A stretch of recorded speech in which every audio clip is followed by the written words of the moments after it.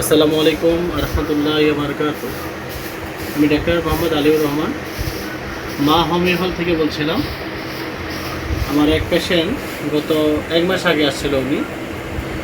উনি মোটামুটি দীর্ঘদিন অনেক জায়গা থেকে ট্রিটমেন্ট করছিল। রংপুর থেকে ব্যাগ দিছে ওনার ব্যথা ছিল, শরীরের ব্যথা, অল বডি, প্রত্যেকটা জয়েন্টে পেন ছিল। এখন উনি এবং খাওয়ারও রুচি একটুকু ছিল না, যে ভাত তুলে খাবে সেটারও ব্যবস্থা ছিল না।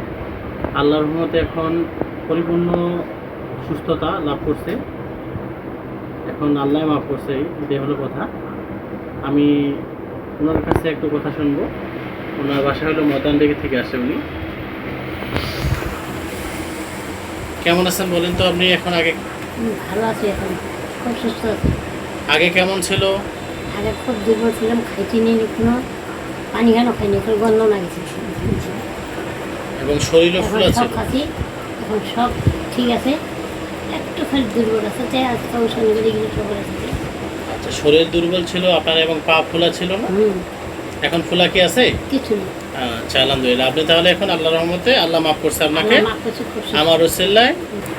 ধন্যবাদ সকলকে। আসসালামু আলাইকুম ওয়া রাহমাতুল্লাহ।